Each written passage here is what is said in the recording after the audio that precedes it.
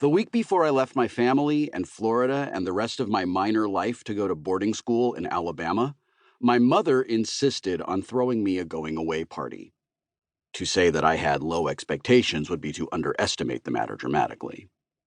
Although I was more or less forced to invite all my school friends, i.e., the ragtag bunch of drama people and English geeks I sat with by social necessity in the cavernous cafeteria of my public school, I knew they wouldn't come. Still, my mother persevered, awash in the delusion that I had kept my popularity secret from her all these years.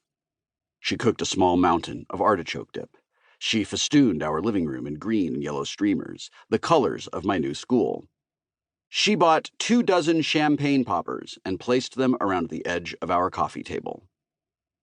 And when that final Friday came, when my packing was mostly done, she sat with my dad and me on the living room couch at 4:56 p.m. and patiently awaited the arrival of the goodbye to Miles cavalry.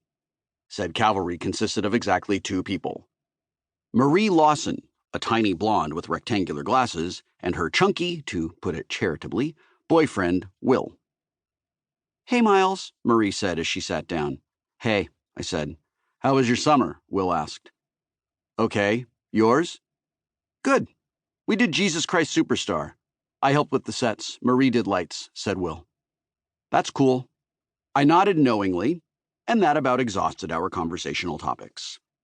I might have asked a question about Jesus Christ Superstar, except that 1, I didn't know what it was, and 2, I didn't care to learn, and 3, I never really excelled at small talk.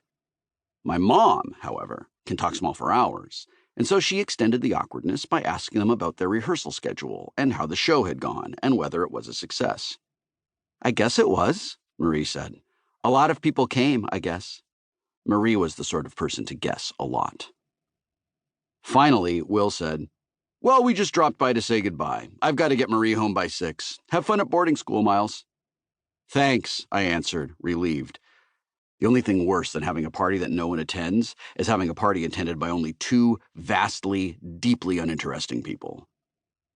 They left, and so I sat with my parents and stared at the blank TV and wanted to turn it on, but knew I shouldn't.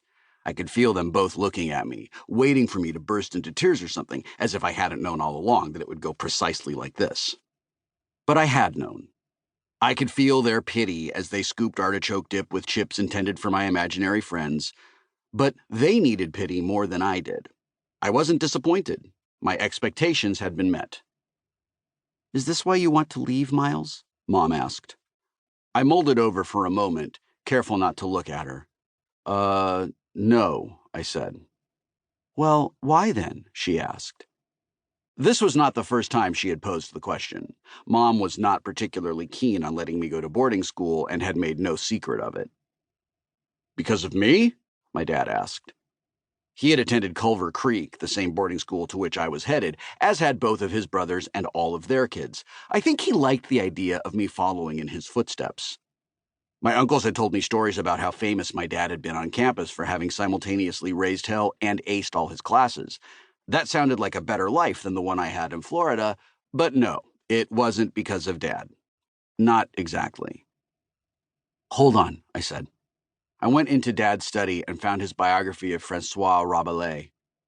I liked reading biographies of writers, even if, as was the case with Monsieur Rabelais, I'd never read any of their actual writing.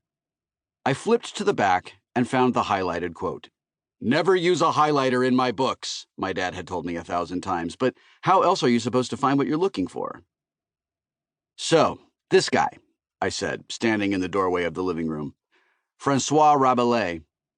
He was his poet, and his last words were, 'I go to seek a great perhaps.'